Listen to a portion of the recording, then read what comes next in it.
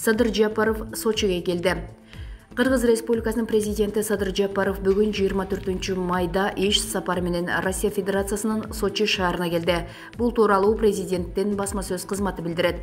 Иш сапарынын алкагында президент Садыр Жапаров Россия президенти Владимир Путин менен эки тараптуу сүйлөшүүлөрдү жүргүзөт. Мамлекет башчылары эки тараптуу кызматташуунун актуалдуу маселелерин, Кыргызстан менен Россиянын байланышын мындан ары өнүктүрүү келечегин, Евразиялык экономикалык интеграцияны тереңдетүү, ошондой эле регионалдык коопсуздукту, анын ичинде ЖКО, КМШ жана ШКУ алкагындагы коопсуздукту талкуулашат. Булак медиа центр.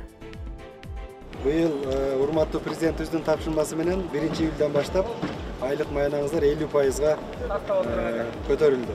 Бул бир эле ушул врачтарга эмес, жанагы средний медперсонал, тек ошолордун баарына аларга 40% көтөрүлдү. Биздин негизги максат баардык кызматкерлерди, мына бир эле ушул мугалим, врачтар эмес, айыл өкмөттө иштегендердин айлыктары, башка библиотекада иштегендер, акимиятта иштегендер, область ишчилеринин баардыктарынын айлыктарын карап чыгабыз.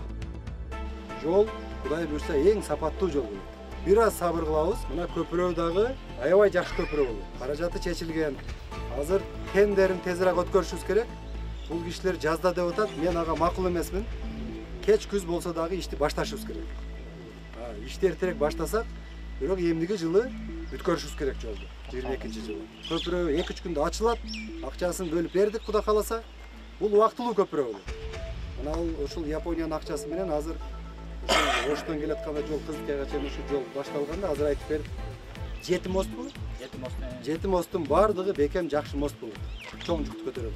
Урматтуу президентибиз Садыр Мырзакуловичтин ушул биздин өкмөттүн саясаты карапайым элдин жашоосун көтөрүш.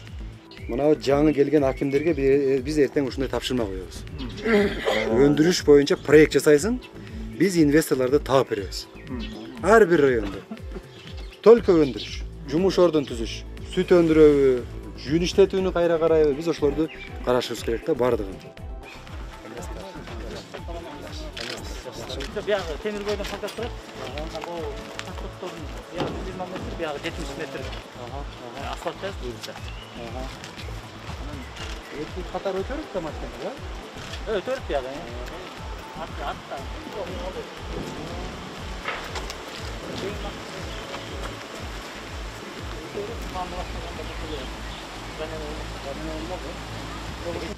Жол негизи 3-чү категория болуп кайра калыбына келтирилет.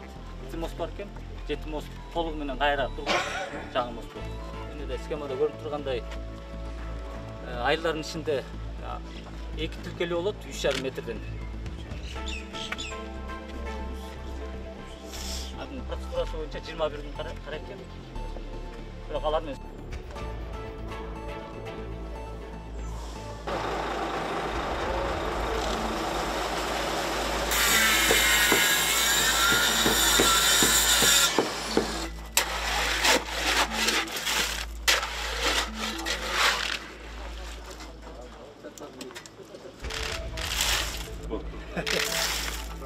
Так, салыңыздар сіздер бәрі.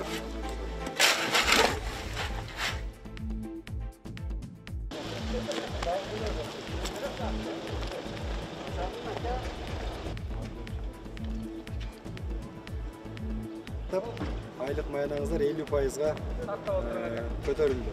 Кудай кааласа, элибизде. Эми кошуна өлкөлөрдөн да ушул бардык шартты түзүп берсек, анан эми ушул жерде Кудай буйрса жылдагы көбүрөөк бөлсөк, бир долгострой кылбай бир 2-3 жылда бүткөрүп, жарты сом акча табышыбыз керек. Быйылкы азыр каражат бар болуп атат. 2021-жылга биз программанын алкагында 96 айылды койгонбуз. Бүгүнкү күндө бул 96 айыл боюнча да жумуштар аткарылып жатат. Өткөн жылы биз ноябрда келишимге кол койдук. Бүгүнкү күндө 80% жумуштар аткарылып калды. Самат жокуна келип калат. Борчак. Ошол негизги мына бир айдын ичинде буюрса лот кылабыз. Ошол менен бир айдын ичинде кылабыз. Азыр ал жерде трансформатор менен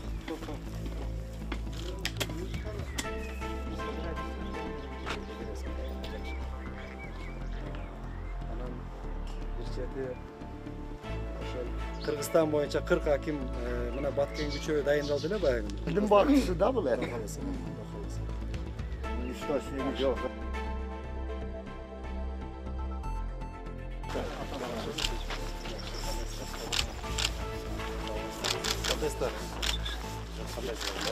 Саламат.